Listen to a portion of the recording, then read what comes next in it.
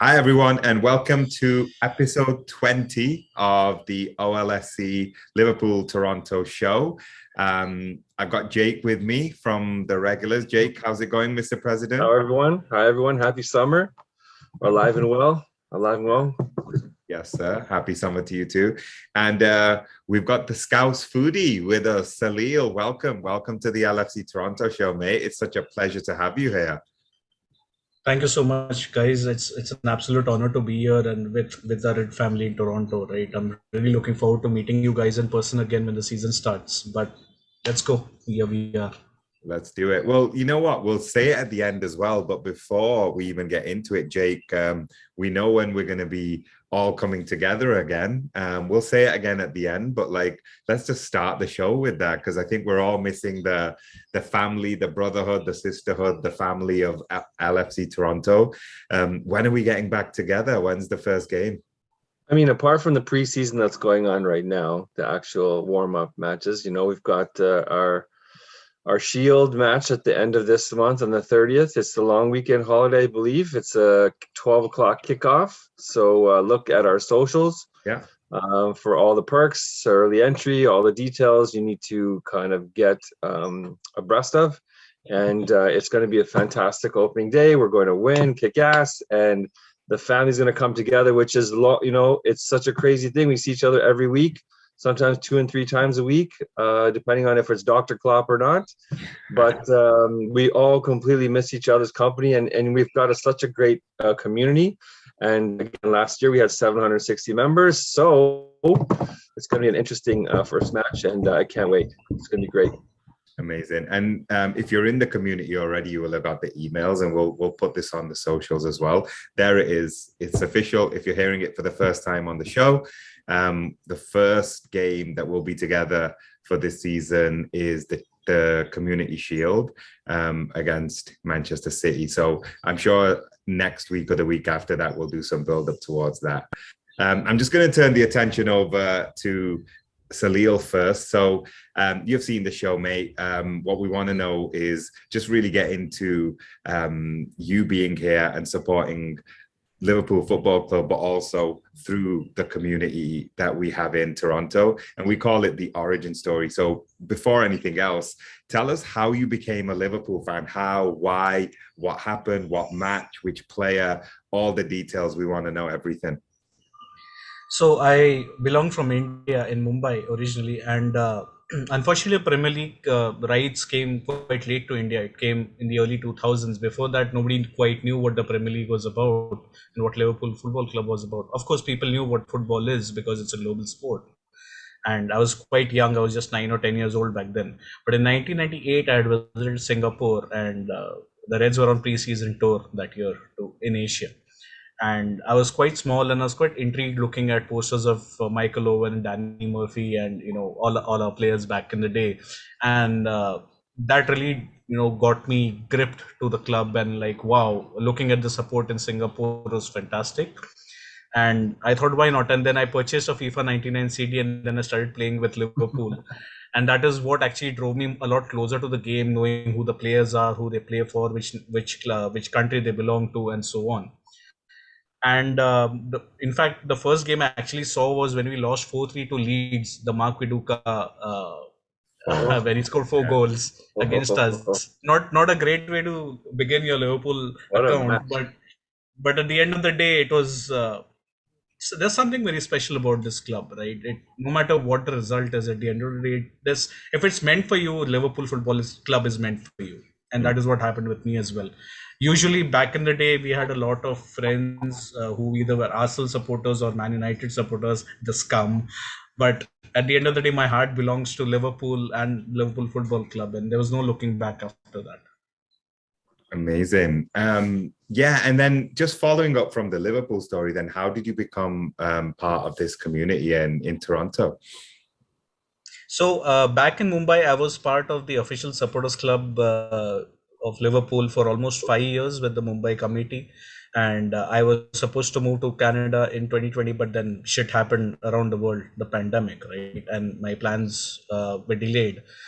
And I came in 2021. I was already in touch with the supporters club even before I landed here because I was quite active on that front. I wanted to know who's in charge, where the games happen. Scallywags was one of the main venues where you guys used to have your games, but by the time I came in, you guys had already lined up another venue, which is now a thing of the past. And and then there was no looking back. The very first game that I watched with you guys was when we thrashed Man United final. It was just 2 days after my birthday, and not a bad way to begin your Liverpool account with the supporters club in Toronto, right? And so that is how my journey began there, and that is how I got to know Jake, and that is how I got to know you and a lot of the other people in the supporters club. It's an amazing family to be part of. Yeah, we're pretty proud of it. I didn't realize you were that new. Like I knew you were quite new in Toronto, but I didn't realize it was literally last year. So that's even more amazing. So obviously you just shared this last season with us. I mean, it might be the 5-0 at Old Trafford, but like, what's your favorite moment of the season? It's your first season with the LFC Toronto crew. Like, any particular highlight, any game, any goal, any moment that shines brighter than any other? Favorite moment, I think, would be the Mo Salah goal against Manchester City. Given the occasion, we were absolutely run rugged in the first half by Man City. They were controlling the game, dictating the pace. They were all over us, and suddenly there was some passion, some desire after half time, which we came out. And that goal epitomizes the way Salah has been playing and performing for us at the top level. Very underappreciated and absolutely world class.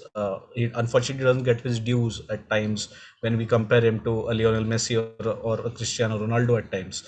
But for me, that was the moment, sheer genius, where he throws Bernardo Silva out of the park. He makes Cancelo eat his own words, and sending Laporte back to Spain, and then scoring with his right foot. Impeccable. What a player we have on our hands. I mean, we are absolutely blessed to have Mo Salah in this team. We're going to get on to Mo next, but before we do, the last thing on you, Salil, mate, you make me hungry all the time. Oh yeah, your pets. And I live away from like my family anyway. Like I live in Canada. My immediate family lives in the UK, so I obviously miss the desi food anyway. Anyone who's listening, that basically means Indian or Pakistani food. So I miss that anyway. But then on top of that, you get experimental with all different kinds of cuisines. If you're not following Salil, please do follow him at the Scouts Foodie. I'll put it in the details as well. I'll link it up. Because that's the other passion in your life, hey? Like, not just like, mostly foodies are people who enjoy food, and I feel like a lot of people enjoy food, but you like are really like passionate about making food, and like you post it on your Instagram and stuff, and like, yeah, you always make me hungry, especially when I'm trying to eat well and like healthy. I'm like, this guy now have to eat a pad thai, or this guy now have to go and eat like a curry or something. Like, is that also like a lifelong passion, or like, tell us a bit more about that as well? So food and Liverpool Football Club, it's for the romantics, right? People like you and me, people like Jake and me, right? I know Jake is extremely hardworking in the gym. He puts in extra hours very early in the morning, and he really takes very good care of himself. And he's a role model for a lot of people like us. So food and football for me go hand in hand, which is why I kept my handle name as, my love for football, clubbing it with my love for food, and hence I called it the Scouts Foodie. I got called out for it a number of times by a lot of people, but I didn't care about it. At the end of the day, it's about what you love doing, and Liverpool is my life. Food is my life, so I clubbed it too. And yes, do it passionately, and anything is achievable. Anything you do, you love to do it. I love it. So yeah, if you're not following, follow the Scouts Foodie. I'm sorry, not sorry in advance for if you suddenly have to jump on even Uber Eats or run out and grab something just because Salil posted it, because that's happened to me a couple of times. or you could rather hire me for the weekend and I can cook for you at a price. Mate, like, never mind hire, like, just call me over, call us over, man. Like, host us, like, give us the fresh. I don't mind. Yeah, like we'll make something work, but I definitely want to taste some of the stuff because it looks really good as well. Thank you so much. Jake, I'm going to start with you on the next point. Salil teed it up before I diverted us into his other passion. Well, I wanted to say something about Salil as well, which is really, really, he comes from Mumbai and he's Mr. Mumbai basically from our squad. But like, what was really nice is if you've come to in this last year in Madison, we had a little bit of a separation of the group in terms of that. On the left-hand side corner, we had our cop basically, which was just the drivers of the music, the chants, whatever else. And as soon as Salil came in, his first, moments with me was like, who's singing? Where can I go? What can I do? And then this guy was chanting his lungs out and singing all these songs and got right in there with the community. And like, it was just such a seamless transition to all the people. And just like, of course, it's so interesting when somebody comes from somewhere else and they have the same passion, the same drive, and then they know the words, like they know the chants, they know the details, and they have history. And so it was just such a nice seamless thing. And the other thing as well is, which I really, really really enjoy, is that he's made some really fantastic friends that are just outside of just game day and match experiences, so he is cooking for others.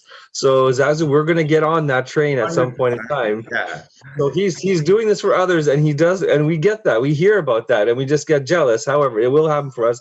But what I'm trying to say is that he the community, and he's fit in very well. And now made some lifelong friends, and it's only been a matter of a year. And this is just scratching the surface. This guy's going to be the president in a few years, no problem.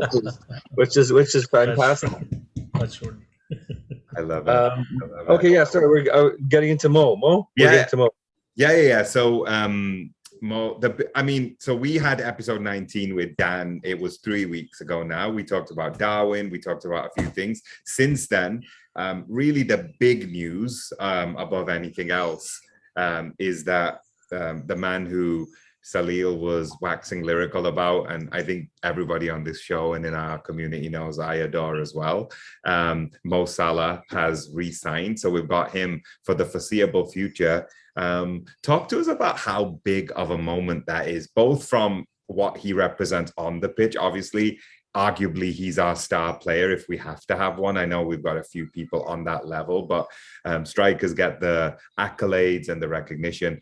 But then also what it represents from this is not a typical move from our club, right? Like usually you've seen that when it gets to this point in a big player's contract, we've usually seen the wind down. Now, arguably, they've not been at Mo Salah's level, but at the same time, this is a unique thing, right? I think Jake's frozen. So Salil, you take that one, please. What your thoughts on this, in terms of the big picture, how excited are we about this Mo deal?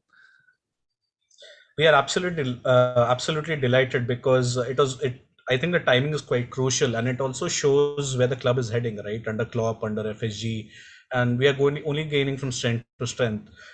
It's a massive statement in the thick of things, considering, as you mentioned, we tend to sell a lot of players who are closer to hitting their 30s. Sadio Mane is a prime example, who just recently left us. Unfortunately, we will miss him, especially his work rate, his goals, him being in the team, and he offers so much, right? He will be a big miss. But having said that, Henderson signed a contract last year.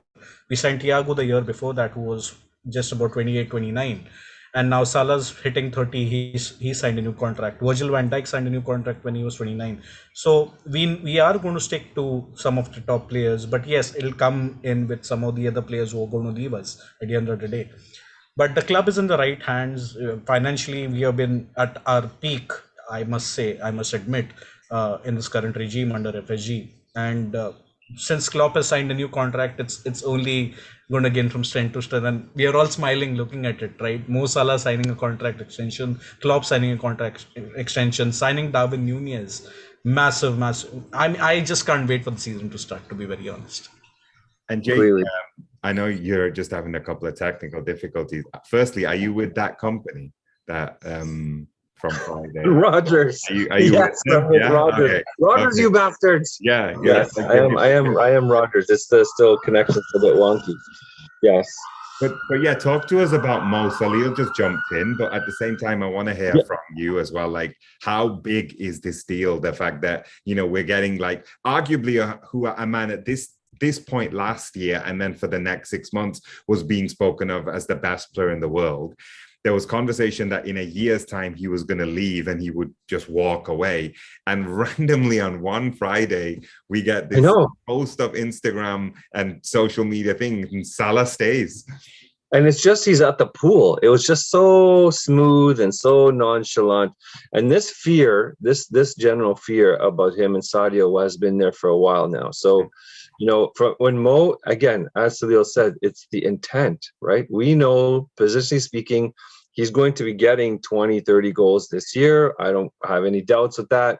He's going to get man-marked by two people, which will open up a lot of space for the other talented folks.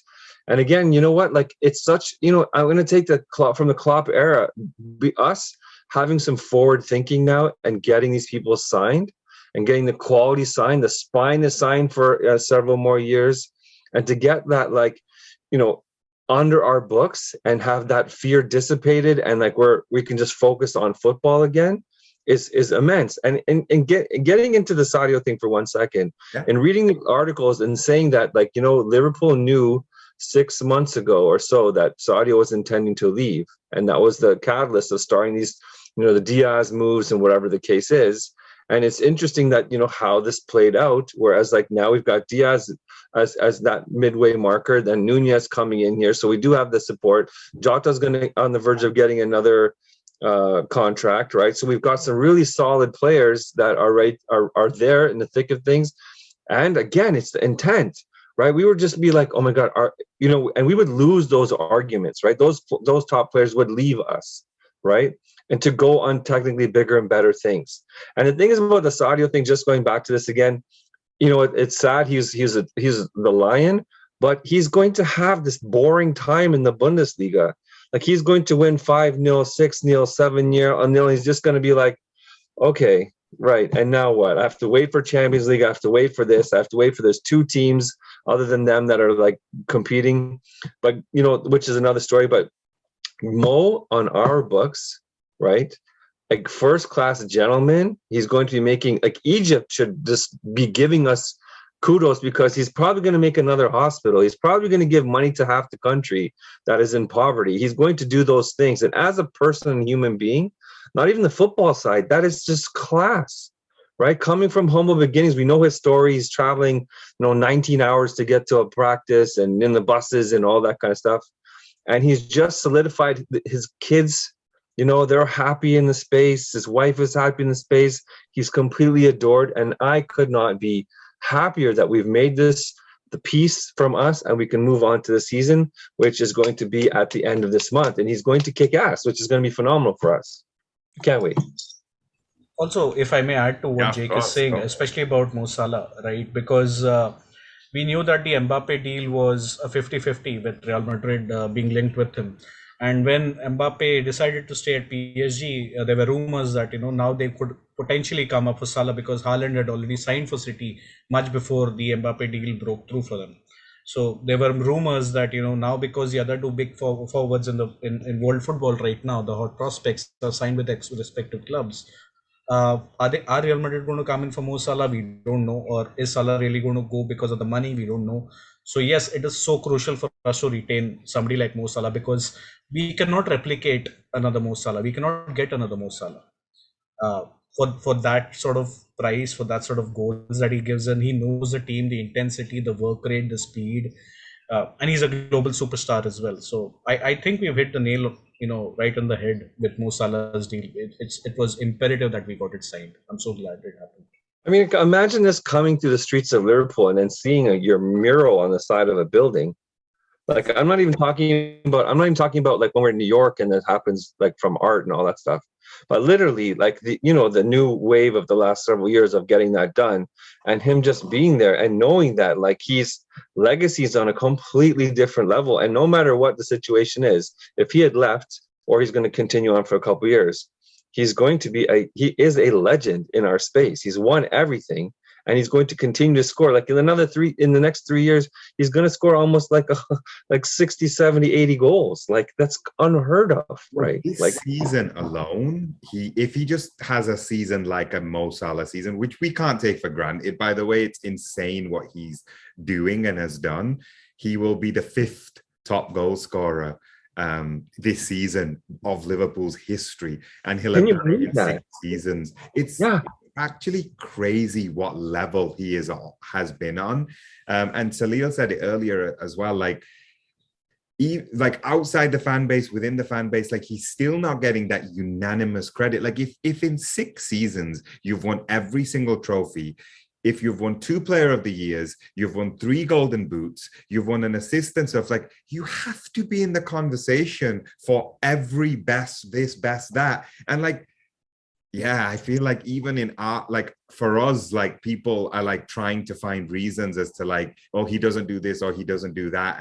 And like, I don't know, I just feel like we are very blessed. And you know, when we look back to this time, and we always talk about this being a privilege in our lives to have been able to see this, he's a massive part of it. Don't want to pick any individual out over any other, but like there's no one who's made a bigger contribution to this than Mo. I'm not saying he's bigger than Virgil or he's not bigger than Ali. I'm not saying, but they're not bigger than him either. Like he's the very pinnacle. And if Klopp's era had a Mount Rushmore and you had to pick like he's on it. Like there's, oh yeah, you can put another forward on if you want. That's up to you. But like he's an undisputable one on there, and like we get to keep him and see what happens next as a winger. Yeah. As a winger. And now and it's going to be very interesting this year to see him play with Darwin and Diaz, a full Diaz, a full year of Darwin basically, and having that whole, because now, you know, it's almost the same thing with Sadio or whatever else on that side, and it's just not going to stop, you know, and it's just going to keep going. So I mean, I'm excited for this year for sure. This is great for us. It's going to be amazing. So Salil, while you were talking about how you became a Liverpool fan, you were actually talking about them touring in Singapore, and you were there at the time. It kind of coincides with where we're at right now, which is literally Liverpool are flying to Singapore. I'm not saying right this minute. I don't know if the plane's in the sky right this minute, but you know, we were in Thailand. We're moving to Singapore. We've been to like the tours here in North America, but like talk to us about how it is when you are in East Asia and like the Beatles, Liverpool come to town. Like what is that like? Like explain that to our fan base. So I can speak from experience. If we can keep the preseason tours aside for a minute, even when I was back in India, back in Mumbai, when we used to screen Champions League games sometimes at 1:30 in the night, 12:30 in the night, we used to stay up sometimes if the game went into extra time. We stayed up till 4:30 in the morning and resumed work the next day. The fans in Asia are crazy for football, especially for Liverpool, right? Liverpool is massive globally. It's well known, but the fans in Asia, they live by Liverpool to the T, and the atmosphere they created. In fact, even recently when even when Liverpool toured Australia a few years back, when we were still not playing Champions League football with that sort of a team, when Suarez's contract was under question, 95,000 fans in Australia and the Melbourne Cricket Ground singing "You'll Never Walk Alone." If that's not goosebumps, if that's not Liverpool Football Club at its very best, signifying having the best fans in the world, I don't know what else is. Then people going to Indonesia, people going to Thailand, people going to Singapore. The fan base is incredible. I wish they get to see more games. I wish they get to Anfield a lot more, because I know the difficulties when people come from humble backgrounds. They don't really have the financial resources to go to Anfield or watch Liverpool games, no matter where they play.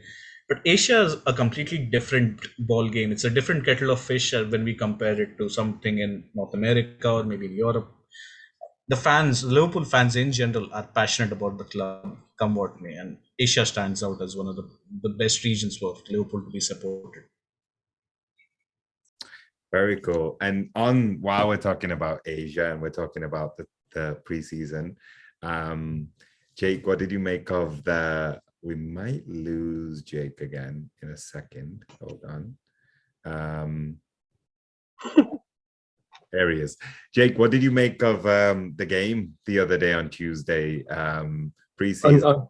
On top of Salil's point, like what I'm getting really jealous about is that I get pictures and commentary for all the OLSCs around the region in the East that are there collectively speaking, the Philippines, the Bangkok folks, the Thai folks, the Australian folks, and they're all together showing pictures. There's a picture today with Sammy Hipia, like a whole bunch of the legends singing on stage.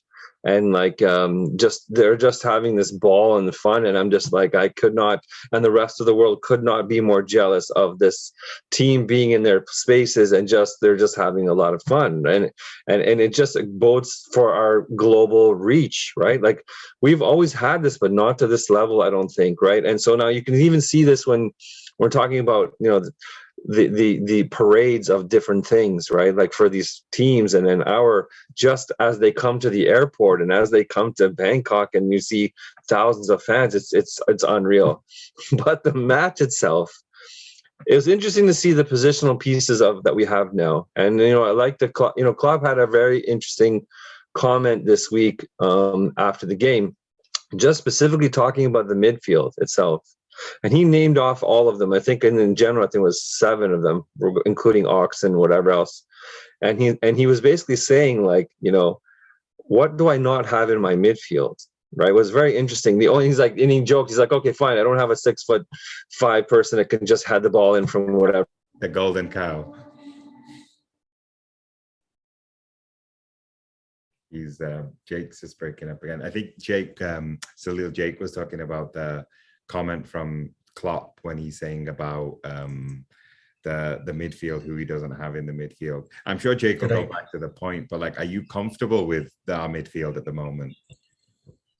To be honest, if Klopp is happy with the midfield, I have no reason to complain. At the end of the day, he knows he is the best in the business to know what is needed for the team. But having said that, we need to take it with a pinch of salt. We've seen that in the past as well, where he's praised Loris Karius and he's gone on to get Alisson Becker and so on, right? So I still feel he somewhere wants a midfielder, but he's not too vocal about it. Yeah. So far, given the window that we've had, it's a bang on 9.5, if not a 10, considering Salah has also signed his contract. Klopp signed an extension. Darwin Nunez has come in because we needed a goal scorer, considering last season was special, the way we've all celebrated together, being in finals, big finals, winning, some of them unfortunately not winning the Premier League or the CL. But having said that, we didn't really score goals in open play in those finals, right? So we've gone on and addressed that issue with Darwin Nunez. We still have Jota who scored about 30 odd goals last season. Diaz has still got a lot to offer goal wise. He's fantastic. He's going to go from strength to strength. But coming back to the midfield option, I think given Naby Keita's reliance since last season and Ox now coming to the fold, I hope he delivers this season. And if he does deliver, given it's a World Cup year, I'm sure he would want to deliver. Then I don't see any reason why we should sign another midfielder. Mm-hmm. Personally, I would want one, but if Klopp is happy with the team, I'm absolutely fine with that. And Jake, you were saying just about, we segued into Salil talking about midfield as well, but you were saying about Klopp saying he doesn't have the 6'3" and the golden cow, and just please continue that point. Oh, we lost him again. Oh no. Just anyone who's not watching this in Canada, we're just having some internet issues in general. Mine seems to be fine. But yeah, there's a company here that's just not necessarily performing up to par right now. And unfortunately, Jake's a victim. I was just telling the video about what's happening with internet right now here in Toronto. We're kind of stuck somewhere in the dial-up ages, hey? Yeah, brutal. I'm like, oh, anyways, it is what it is. Yeah. One thing I want to say about the match was, like, I did appreciate when the new Manc manager was just downplaying the situation, said, listen, they put 3 teams out to play us, and they were not they were not at full strength on any of those like 30 guys that they pulled out. So, the rah was like, oh, they've won 4-0 and whatever the case was, but just calm down, fan base. They didn't have their first 11 on there, and as they did, because it means a lot to them to, win that that trophy, and you can see the faces of the players from Manchester being like, why are we so excited to win this like nothing trophy? But nevertheless, good for them that they won this. Good for us that we hit the post 4 or 5 times or 3-4 times and we came close. And the worst thing that came out was that Darwin had a blister because of his new boots, which was not bad from an injury perspective. But you know, I'm looking forward to this week's Palace on Friday as well, which is great. And we only play Man U in like 2 weeks into the season, so we'll see what this was all about.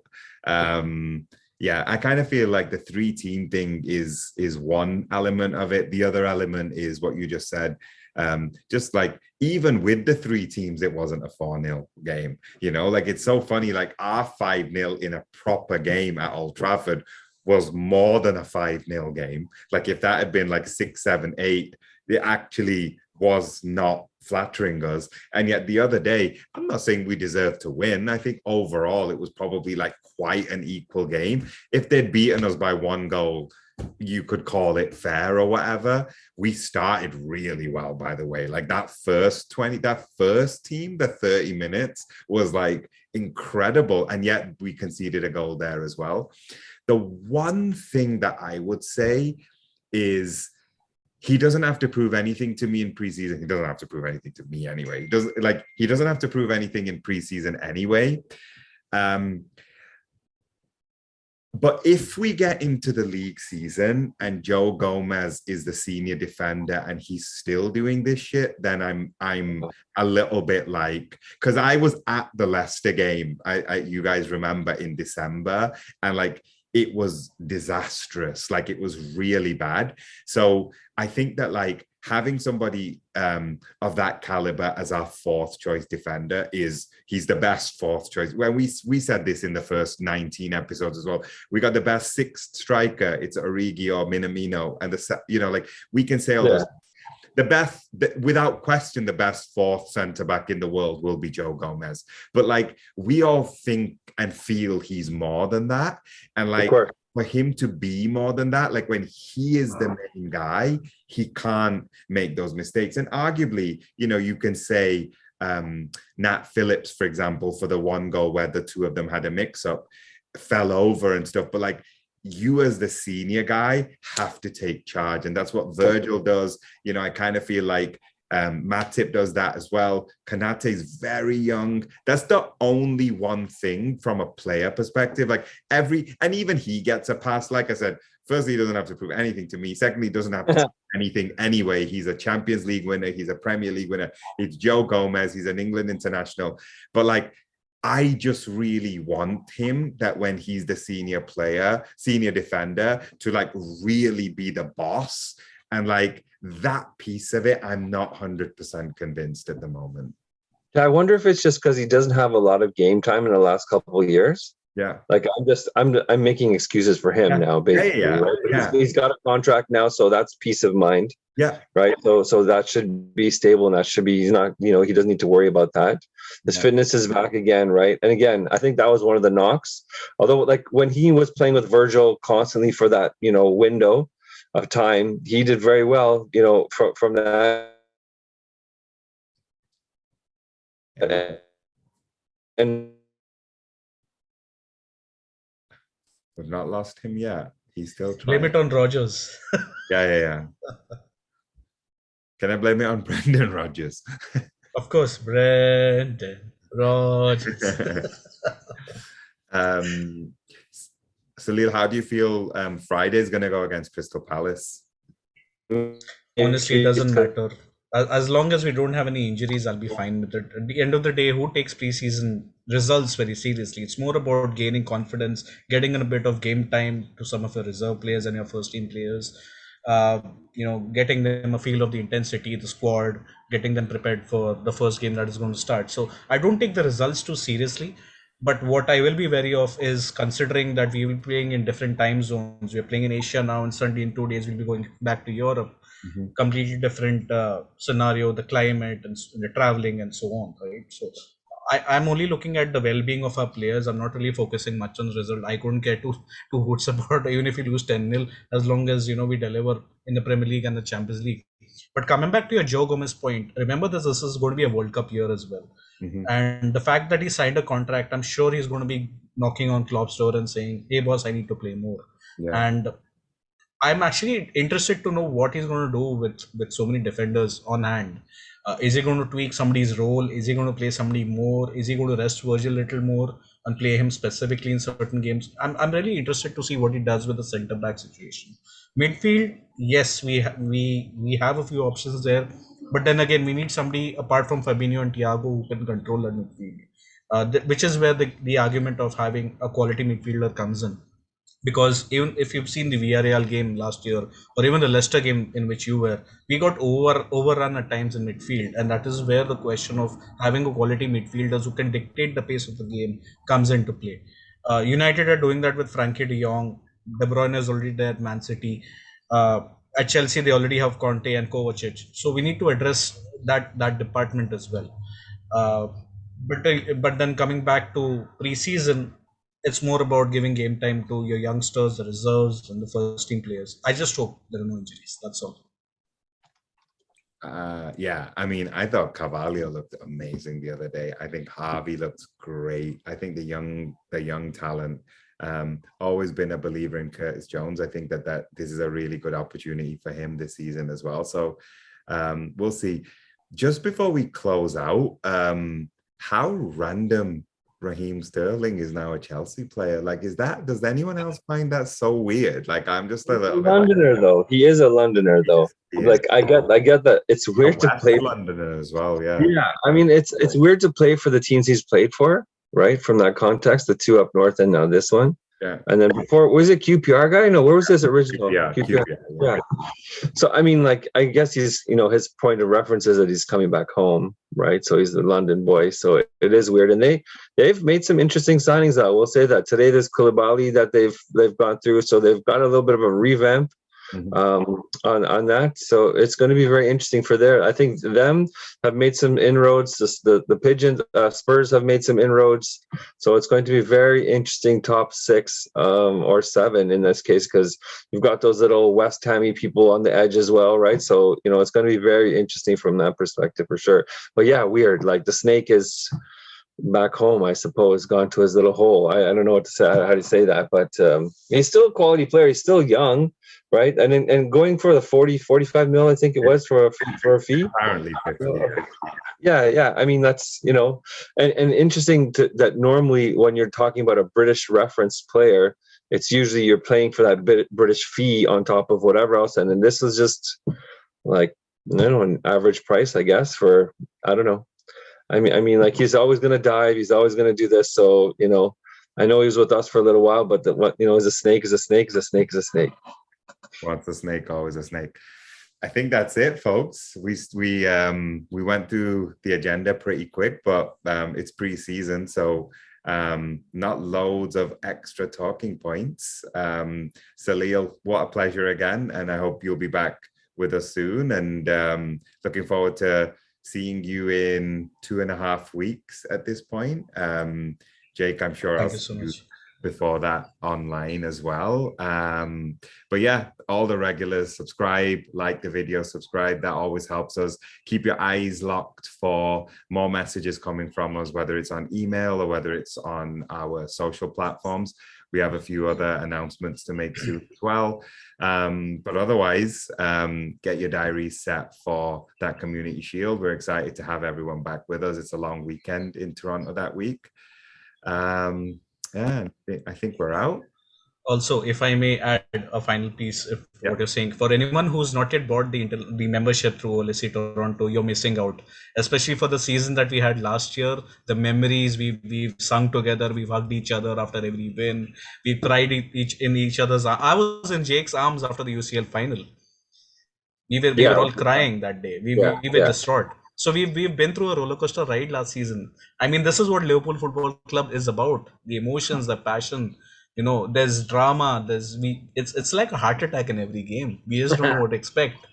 Yeah. right? So if you haven't really bought the membership, of course, the teams will be rolling out some details about the membership. If you haven't, please, when they announce it, go ahead and buy the membership. It is totally worth it. We look forward to having you, and I can't wait for the season to start. Cheers on that note. I don't think we can do a better outro. Peace. Yeah. Bye.